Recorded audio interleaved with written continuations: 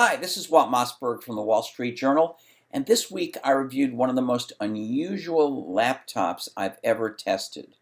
It's called the Lenovo Ideapad Yoga 13, and there's a reason it's named Yoga, because like a practitioner of yoga, this laptop can contort itself into some unusual positions. It has a special, sturdy, and very flexible hinge on it, so that you can open it and have it look just like a regular laptop, but you can also flip the hinge around so that the screen lays flat and it can act as a tablet using the tablet type touchscreen features in Windows 8. There are also two other modes. You can stand up the screen straight in front of the keyboard so that it's kind of a mini viewer for, let's say, watching movies or flipping through photos on an airplane flight. Or you can use what's called tent mode, where the hinge puts the display on the keyboard in an inverted V shape, and with the display facing you, you can watch content, or because it's sturdier than the stand mode, you can do a bunch of tapping and swiping in the new Windows 8 user interface.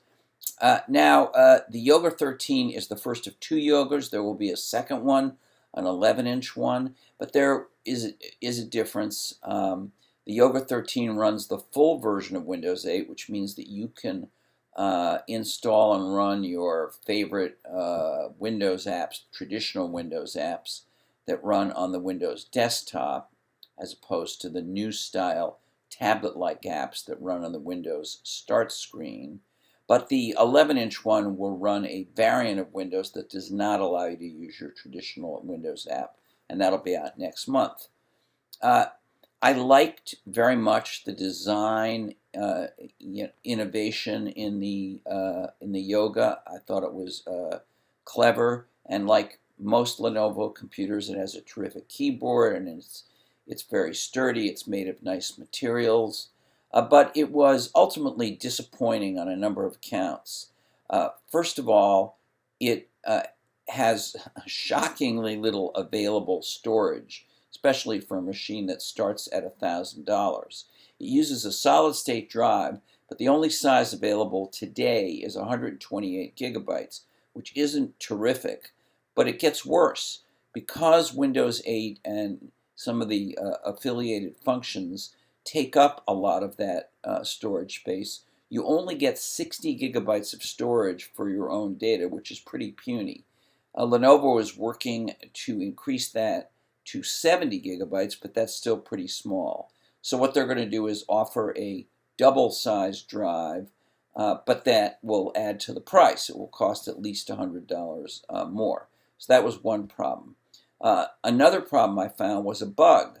The machine periodically, in my tests, had problems with the touchpad. The touchpad is supposed to allow you to do two-finger scrolling and to swipe in from the edges to activate certain Windows 8 functions. And you might say, well, why do you care about that? It's a touchscreen machine. You can do all that by just reaching over and touching the screen. But in my opinion, when you're running traditional Windows desktops app, it's much more natural to use the keyboard and the touchpad. And so if the touchpad has a problem, that's a problem for the computer. Lenovo acknowledges this bug. It thinks it has something to do with the software that controls the touchpad interacting with Microsoft Office, but it couldn't fix it despite a couple of attempts during my testing.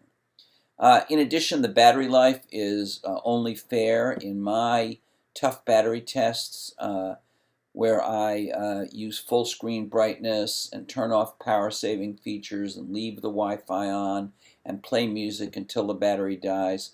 The Yoga 13 got only about 4.5 hours, and that compares, for instance, to just under 6 hours on the roughly similarly sized MacBook Air. I estimate that in normal use you might get 5 to 5.5 hours out of the Yoga 13. And there's one other odd issue. Um, in order to make some of these four flexible modes work, two of them in particular, the tablet mode and the stand mode, the keyboard actually becomes the bottom of the machine, the naked, unprotected keyboard.